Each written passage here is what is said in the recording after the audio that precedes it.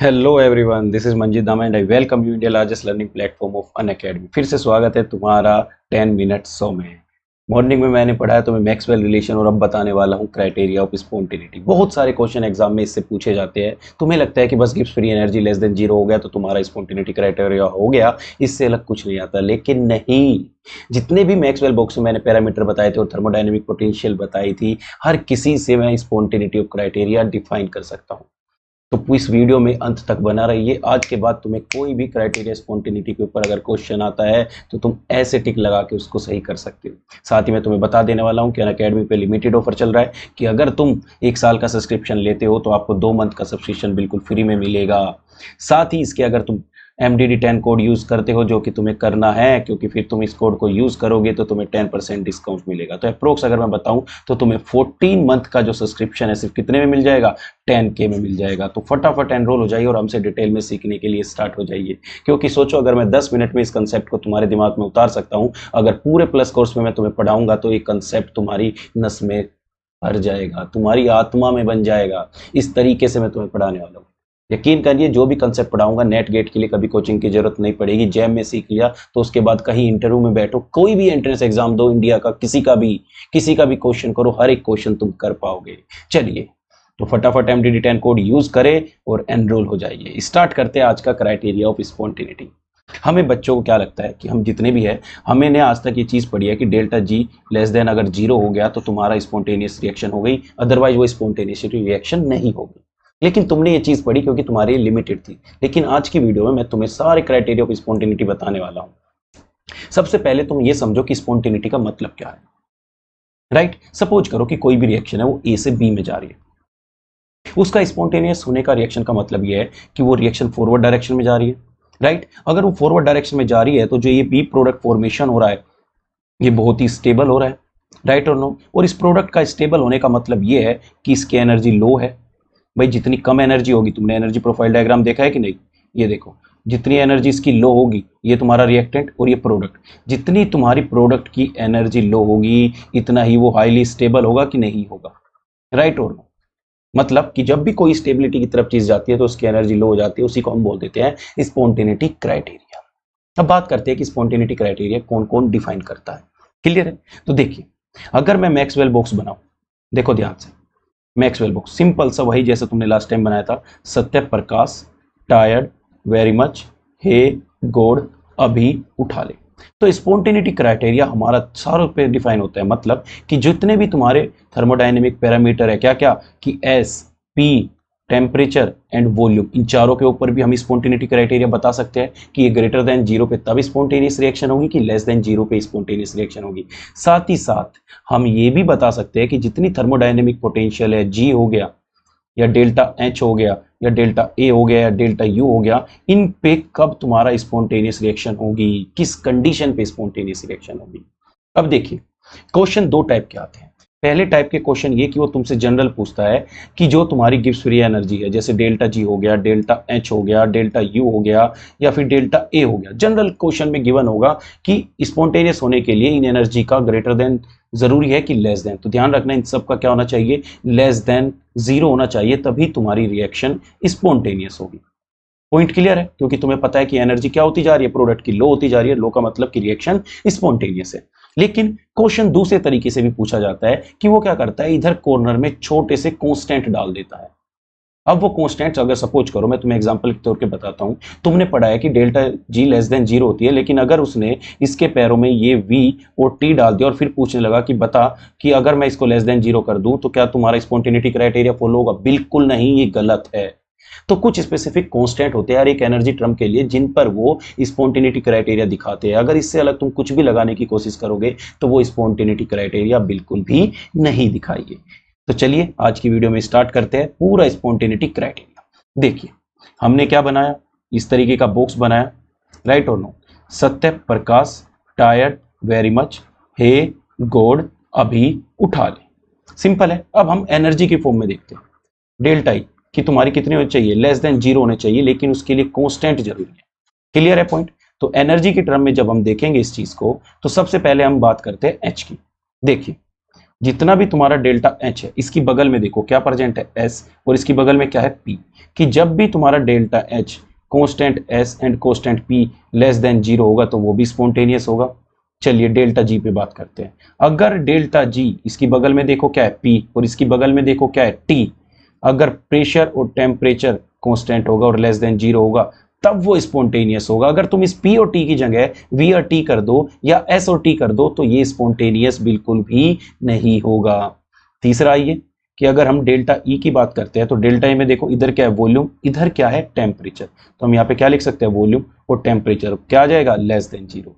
ऐसे ही अगर हम डेल्टा यू की बात करें तो डेल्टा यू के साइड में क्या है एस और इधर क्या है वी, तो हम यहाँ क्या लगा सकते हैं एस और वी, तो ये क्या हो जाएगा लेस देन जीरो। सिंपल सी बात है। तो ये चारों की चारों क्या हो जाएगी स्पॉन्टेनिटी। तो तुम्हारी एनर्जी के टर्म में अगर सिंपल दे दे इस तरीके से तब भी स्पॉन्टेनियस रिएक्शन है, और अगर तुम्हें कांस्टेंट डाल के दे दे जो कि तुम्हें एग्जाम में देता है तो तब भी स्पॉन्टेनियस रिएक्शन है। तो ध्यान रखिएगा इन कांस्टेंट को कैसे लगाना है। क्लियर है कि पॉइंट बिल्कुल राइट। अब हम बात करते हैं पैरामीटर की फॉर्म में, कि अगर तुम्हारे पास पैरामीटर आ जाते हैं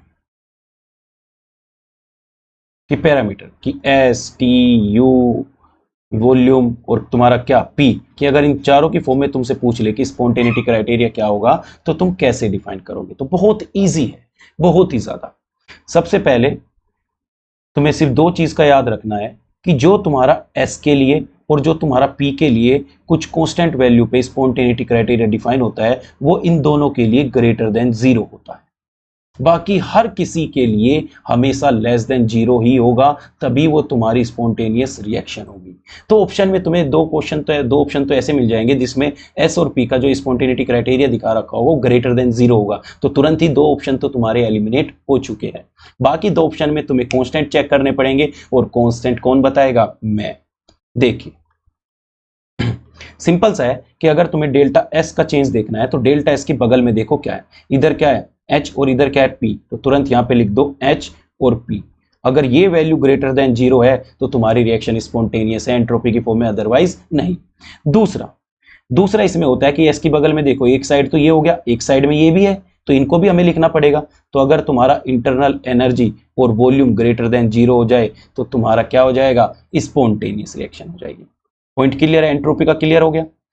बात करते हैं सेकंड प्रेशर की, इनको बॉक्स में डाल देता हूं मैं क्योंकि ये क्या है ग्रेटर देन जीरो, सिर्फ यही ग्रेटर देन जीरो है। सेकंड बात करते हैं डेल्टा पी की, कि डेल्टा पी, अब देखो डेल्टा पी की बगल में क्या है जी और टी, तो यहाँ पे क्या डाल दोगे जी और टी, और इसको क्या कर दोगे ग्रेटर देन जीरो, तो हो गया ये भी स्पॉन्टेनियस। इधर क्या है एच और एस, तो तुम्हारा डेल्टा पी क्या हो जाएगा एच और एस कांस्टेंट, तो ये ग्रेटर देन जीरो, तो ये भी तुम्हारा क्या हो चुका है स्पॉन्टेनियस। बाकी तो तुम लिखना सी की गुल कह चुके होंगे क्योंकि एंट्रोपी का लिख लिया, प्रेशर का लिख लिया। अब तुम्हें लिखना है किसका, वॉल्यूम का। तो देखिए जब तुम्हारा वॉल्यूम की बात आएगी तो वॉल्यूम की बगल में देखो क्या है ए और टी, तो ये क्या होना चाहिए लेस देन जीरो, और दूसरा इधर बगल में क्या है वॉल्यूम की, कि वॉल्यूम एक तो इंटरनल एनर्जी और एक एंट्रोपी, तो ये दोनों भी क्या होनी चाहिए लेस देन जीरो। तो तुम्हारा वॉल्यूम की टर्म में जो स्पॉन्टेनियस की क्राइटेरिया होगा कांस्टेंट पे क्या होगा ये होगा। पॉइंट क्लियर है। लास्ट बचा क्या टेम्परेचर। अब देखो डेल्टा टी की बगल में इधर देखो क्या है जी और पी, और डी की बगल में देखो इधर क्या है ए और वी, तो देखो अगर मैं यहाँ पे जी और क्या कर देता हूँ पी और इसको कर देता हूँ लेस देन जीरो, तो हो गया तुम्हारा स्पॉन्टेनिटी क्राइटेरिया।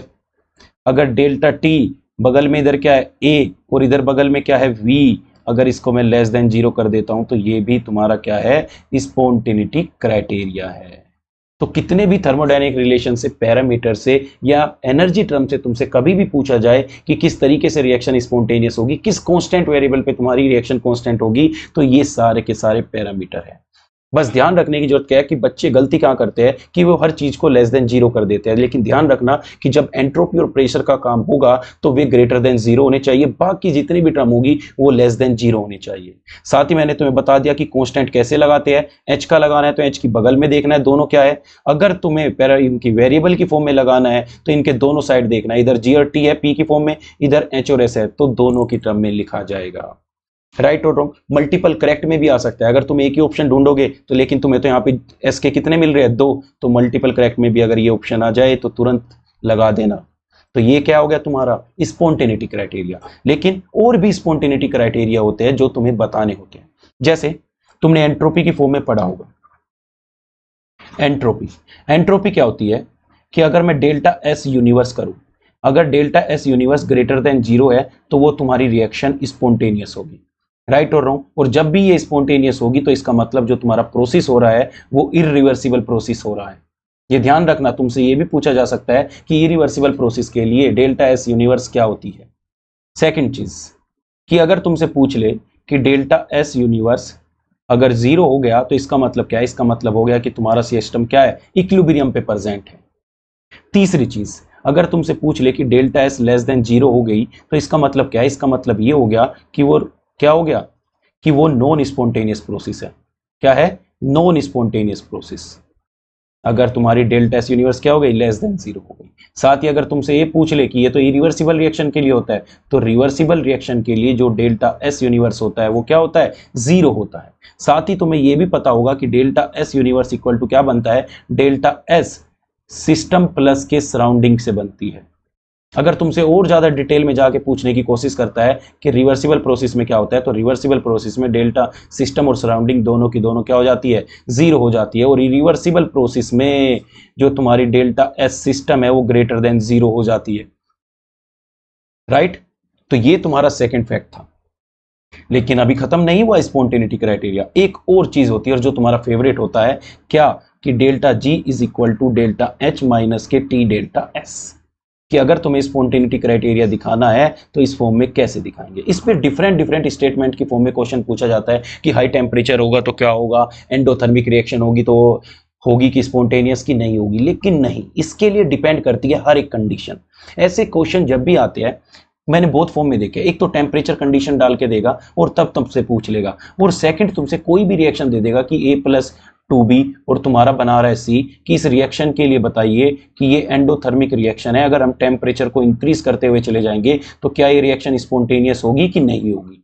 तो इस टाइप के दोनों क्वेश्चन अब मैं तुम्हें बताने जा रहा हूँ। सिंपल सी बात है कि तुम्हें डेल्टा जी क्या करना है, लेस देन 0 करना है। भाई तुम्हें क्या करना है कि स्पॉन्टेनियस रिएक्शन दिखानी है तो डेल्टा जी लेस देन 0 होना चाहिए। अब इसकी बहुत सारी कंडीशन हो सकती है। पहली कंडीशन ये कि अगर तुम्हारा डेल्टा एच नेगेटिव है, मतलब तुम्हारी रिएक्शन एंडोथर्मिक है और तुम्हारा डेल्टा एस भी क्या है, नेगेटिव है, तो नेगेटिव नेगेटिव इधर क्या हो जाएगा, पॉजिटिव हो जाएगा, राइट और रॉन्ग। तो जैसे ही पॉजिटिव हो गया तो स्पॉन्टेनियस होने के लिए जो तुम्हारा डेल्टा एच का मैग्नीट्यूड है वो ग्रेटर देन होना चाहिए डी डेल्टा एस से, राइट और रॉन्ग। ऐसे ही अगर तुमसे बोल दे कि ये तुम्हारी एंट्रोपी है वो पॉजिटिव है और जो तुम्हारी रिएक्शन है वो क्या है, एक्सोथर्मिक है, डेल्टा एस इक्वल टू क्या है, नेगेटिव है, तो इस केस में हमेशा तुम्हारा क्या होगा, ऑलवेज स्पॉन्टेनियस होगा।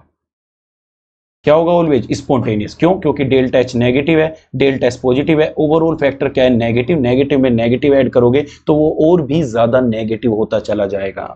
तो ध्यान रखो, बनाने को तो मैं इसके ऊपर 10 केस भी बना सकता हूं, लेकिन जब भी क्वेश्चन आए तो तुम्हें ध्यान रखना है कि वो क्या दे रहा है, कि डेल्टा एस को पॉजिटिव दे रहा है, वो टेम्परेचर को इंक्रीज कर रहा है या टेम्परेचर को डिक्रीज कर रहा है। तो तुम्हें बस एक फैक्ट याद रखना है कि जब भी ऐसा फॉर्मूला यूज होगा तो तुम्हें उस केस में डेल्टा जी लेस देन 0 लानी है। अगर वो तुम्हारी डेल्टा जी लेस देन 0 आनी है तो वो तुम्हारी रिएक्शन स्पॉन्टेनियस हो जाएगी, अदरवाइज वो स्पॉन्टेनियस नहीं होगी। एक टाइप के क्वेश्चन कि ऐसे क्वेश्चन स्टेटमेंट फॉर्म में आते हैं कि डेल्टा जी लेस देन 0 होने के लिए उसके एक्सोथर्मिक होना जरूरी है या एंट्रोपी को पॉजिटिव होना जरूरी है। ऐसे question BHU DU Hyderabad university हर किसी यूनिवर्सिटी एग्जाम में पूछे जाते हैं। सेकंड क्वेश्चन ये थोड़े से डिफिकल्ट हो जाते हैं, डिफिकल्ट कुछ नहीं, बस तुम्हें कंसेप्ट का नहीं पता होता। तुम्हें वो डेल्टा एच भी देगा और तुम्हें टेम्परेचर भी मेंशन करके देगा और पूछेगा कि स्पॉन्टेनिटी क्राइटेरिया क्या होगी, लेकिन इस केस में तुम्हें एंट्रोपी का नहीं पता होता। तो इस केस में सिर्फ तुम्हें एंट्रोपी का साइन देखना होता है कि एंट्रोपी जो तुम्हारी रिएक्शन में है वो इंक्रीज हो रही है कि इंक्रीज नहीं हो रही है। सिंपल सी बात है, उसके लिए तुम्हें नंबर ऑफ मॉलिक्यूल बिफोर और आफ्टर ऐड करने पड़ेंगे। जैसे मैं अगर बात करूं तो इनिशियली जो तुम्हारे रिएक्टेंट के थे वो कितने थे, 3 मॉलिक्यूल थे, लेकिन प्रोडक्ट फॉर्मेशन हुआ तो तुम्हारा 1 मॉलिक्यूल आया। इसका मतलब क्या हुआ कि जो तुम्हारी डेल्टा एस है, पहले 3 मॉलिक्यूल थे फिर 1 थे, तो तुम्हारी डेल्टा एस क्या होती जा रही है, डिक्रीज होती जा रही है। तो इसके अकॉर्डिंग ही रिएक्शन में तुम्हें चेक करनी है कि कितने मॉलिक्यूल पहले थे कितने मॉलिक्यूल बाद में, राइट और रॉन्ग बोलो। अरे पॉइंट क्लियर है कि नहीं है। सेकंड क्वेश्चन टाइप के क्लियर हो गया कि तुम रिएक्शन में रिएक्टेंट मॉलिक्यूल को देखकर बता सकते हो कि पहले कितने थे, बाद में कितने थे, और किसके अकॉर्डिंग तुम्हारा एंट्रोपी इंक्रीज हो रहा है और डिक्रीज हो रहा है। तीसरी चीज, तीसरे क्वेश्चन जो यहां से बनते हैं वो तीसरे क्वेश्चन बनते हैं ग्राफ के क्वेश्चन, कि अगर तुमसे ग्राफ दे दे इस तरीके से और तुमसे डेल्टा जी और वर्सेस डेल्टा टी का ग्राफ पूछ ले, तो उस केस में क्या करोगे। तो तुम्हें पता है कि वाई है एम एक्स प्लस के सी, ये होता है। तो इस केस में जब भी तुम ग्राफ बनाओगे तो तुम्हारा स्लोप क्या आएगा, नेगेटिव आएगा कि नहीं आएगा। वो डिपेंड करेगा कि वो नेगेटिव आएगा, पॉजिटिव आएगा कि कॉन्स्टेंट आएगा। अगर तुम्हारी डेल्टा एस एंट्रोपी जीरो हो जाती है तो तुम्हारा स्लोप भी जीरो हो जाएगा। तुम्हारी एंट्रोपी अगर पॉजिटिव हो जाती है तो तुम्हारा स्लोप भी क्या करेगा, इंक्रीज करेगा। अगर नेगेटिव हो जाती है तो डिक्रीज करेगा। इस तरीके से तुम्हें स्लोप का भी ध्यान रखना है। राइट और रॉन्ग बोलो, अरे बोलो, कर लोगे क्लियर। तो तुम्हारे जितने भी क्वेश्चन थे स्पॉन्टेनिटी क्राइटेरिया से, इससे ज्यादा तुम्हें क्वेश्चन नहीं आएंगे। जितना भी स्पॉन्टेनिटी क्राइटेरिया था, चाहे वो रिएक्शन की फॉर्म में हो, डेल्टा जी की फॉर्म में हो, या किसी भी ग्राफ की फॉर्म में हो, तो ध्यान रखना ग्राफ की फॉर्म में जब भी ऐसे आए तो उस केस में जब भी क्वेश्चन आएंगे हमेशा रिएक्शन से रिलेटेड होंगे। तुम्हें 3-4 रिएक्शन दे देगा और उस केस में सिर्फ कुछ नहीं, तुम्हें डेल्टा एस चेक करना होगा। डेल्टा एस इंक्रीज कर रहा होगा तो उसी के अकॉर्डिंग तुम्हें स्लोप देखना है कि स्लोप इंक्रीज कर रहा है कि डिक्रीज कर रहा है। राइट और रॉन्ग, क्लियर है पॉइंट। तो बस ये तुम्हारा छोटा सा कंसेप्ट था 10 मिनट में कि स्पॉन्टेनिटी क्राइटेरिया क्या होता है। हर एग्जाम में क्वेश्चन आते हैं, हर साल पूछे जाते हैं, इसलिए ये इंपॉर्टेंट था, इसलिए मुझे कराना पड़ा। अब तुम्हें चाहे गेट में क्वेश्चन आए, नेट में, इनफैक्ट गेट और नेट में तो भर भर के क्वेश्चन आ रखे हैं। कम से कम अगर मैं ना बात करूं तो 10 क्वेश्चन आ चुके हैं पिछले 10 साल के उठा के देखोगे तो नेट और गेट के 10 क्वेश्चन इसी स्पॉन्टेनिटी क्राइटेरिया से पूछ चुका है। तुम्हारा हैदराबाद यूनिवर्सिटी में डेल्टा जी से आया था, बीएचयू में उसमें डेल्टा जी से आया था, डीयू में जो कॉन्स्टेंट वेरिएबल यूज कर रखे हैं उनसे क्वेश्चन आया था। राइट और रॉन्ग। तो तुम्हें वीडियो पसंद आई होगी, और जब वीडियो पसंद आई है तो फटाफट चैनल को सब्सक्राइब कर लीजिए, और जिससे तुम्हें सारे नोटिफिकेशन मिलते रहे। बेल आइकन दबाइए ज़रूर, क्योंकि तभी तुम्हें नोटिफिकेशन मिलेगा। और वीडियो को प्लीज़ ज़रूर लाइक करिए, तभी तो मुझे पता लगेगा कि हाँ, कि तुम्हें ये वीडियो पसंद आ रही है कि नहीं आ रही है। और दूसरी बात कि अगर तुम्हें किसी भी टॉपिक में कोई भी डाउट हो, उसके क्वेश्चन अप्रोच नहीं हो रहे हो, तो मुझे कमेंट सेक्शन में करके बताओ कि सर हमसे ये क्वेश्चन नहीं हो रहे, इस टॉपिक को प्लीज क्या आप एक्सप्लेन कर सकते हैं क्या। तो मैं डेफिनेटली उस टॉपिक के ऊपर एक वीडियो जरूर बनाऊंगा। और उसके साथ जिसने मुझे अभी तक अनअकैडमी ऐप पे फॉलो नहीं किया, प्लीज जल्दी फॉलो कर लो, क्योंकि बहुत ही बेनिफिट होता है तुम्हें अनअकैडमी ऐप पे। क्योंकि यहाँ पे मैं स्पेशल क्लास में, फ्री ऑफ स्पेशल क्लास होती है, जिसमें बहुत सारे टॉपिक पहले ही कवर करा चुका हूँ। जैसे कि तुम्हारा थर्मोडायनेमिक्स, जैसे तुम्हारा स्टैटिस्टिकल थर्मोडायनेमिक्स, जैसे तुम्हारा फिजिकल स्पेक्ट्रोस्कोपी, जैसे तुम्हारा पेरिसाइक्लिक रिएक्शन, और जितने भी ये टॉपिक है सारे नेट और गेट से, बिल्कुल नेट और गेट के। तो ध्यान रखिए, तुम IIT जैम वाले बच्चों अगर इनका टॉपिक पढ़ लोगे तो तुम्हारा गेट भी IIT जैम के साथ क्वालिफाई हो जाएगा। चलिए तो फिर मिलते हैं नेक्स्ट वीडियो में एक नए कंसेप्ट के साथ। तब तक के लिए नमस्कार।